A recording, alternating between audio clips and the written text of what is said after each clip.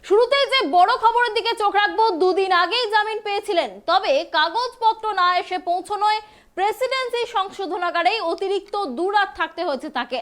অবশেষে শনিবার সংশোধনাগার থেকে ছাড়া পেলেন তিনি। সকাল থেকেই সংশোধনাগারের সামনে উপচে পড়েছে মানুষের ভিড়। 42 দিনের মাথায় জেলমুক্ত আইএসএফ বিধায়ক নওশাদ সিদ্দিকী। উচ্ছ্বসিত দলীয় কর্মী সমর্থকরা প্রেসিডেন্সি সংশোধনাগার থেকে বেরিয়ে সকলকে ধন্যবাদ জানান তিনি।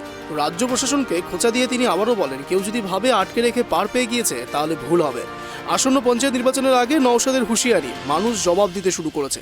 দুর্নীতি অবিচারের বিরুদ্ধে লড়াই চলবে।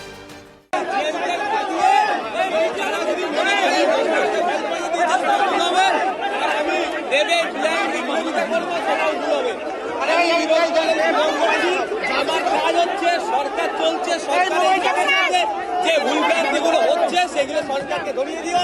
সেটা বিগত দিনে যেমন করেছি, আজকে থেকেও শুরু হচ্ছে। মানুষের পাশে থাকবো, ধন্যবাদ জানাবো। আমি এই বিগত দিনে যে কটা দিন জেলে ছিলাম, যারা আমার পাশে দাঁড়িয়েছিল, শিক্ষাবিদ থেকে শুরু করে, প্রফেসর থেকে শুরু করে, নাট্যকার থেকে শুরু করে, চিত্র পরিচালক থেকে শুরু করে, বিরোধী আইনজীবীরা, বিরোধী সর্বোপরি আমার ভাঙরবাসীরা আমার পাশে ছিল, প্রত্যেকে ধন্যবাদ জানাই।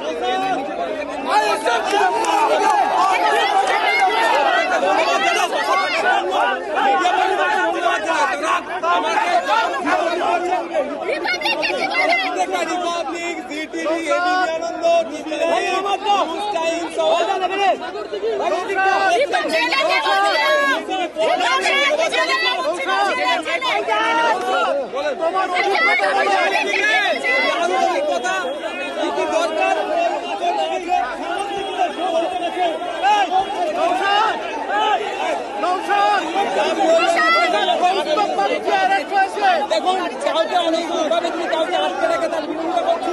যারা সংবিধানের মধ্যে আছে তার পাশে আছে। গত জানুয়ারি মাসের শেষ সপ্তাহে গ্রেপ্তার হন আইএসএফ বিধায়ক নওশাদ সিদ্দিকী। তারপর নানা আইনি মারপ্যাচে প্রায় 40 দিন জেলবন্দি থাকতে হয় তাকে। অবশেষে গত বৃহস্পতিবার কলকাতা হাইকোর্টে আইএসএফ বিধায়ককে জামিনে মুক্তি দেয়। আদালত রাজ্যকে জানিয়েছে, পুলিশকে সরাসরি মারতে বলেছেন নওশাদ সিদ্দিকী বা সরাসরি শারীরিক নিগ্রহের ঘটনায় যুক্ত তিনি। এই মর্মে এখনও কোনো ভিডিও ফুটেজ আমরা পাইনি। জামিন পেলেও নিউ মার্কেট থানা এলাকায় যাতে 15 দিন নওশাদকে ঢুকতে না দেওয়া হয়, এই মর্মে আবেদন জানায় রাজ্য। এই আবেদনও খারিজ করে আদালত। ডিভিশন বেঞ্চ জানায়, কেস ডায়েরি থেকে এখনো পর্যন্ত কোনো প্রমাণ পাওয়া যায়নি। আদালতের নির্দেশ, নওশাদকে তদন্তে সহযোগিতা করতে হবে, তদন্তকারী আধিকারিক ডাকলে যেতে হবে। মোট 65 জন মামলাকারীর মধ্যে 64 জনের জামিনের আবেদন মঞ্জুর করে আদালত। কোনো শর্ত ছাড়াই জামিনের আবেদন মঞ্জুর হয়। তবে জামিন পাওয়ার পরেও শুক্রবার দিনভর প্রেসিডেন্সি সংশোধনাগারেই থাকতে হয় নওশাদকে। প্রেসিডেন্সি সংশোধনাগারের সুপারের দাবি, জেল লকআপ বন্ধ হওয়ার আগে রিলিজ অর্ডার সহ অন্যান্য আইনি প্রক্রিয়া শেষ না হওয়ায় নওশাদকে জেলেই কাটাতে হয়। শনিবার সকালে মুক্তি পান বিধায়ক। Bureau report, tribe TV.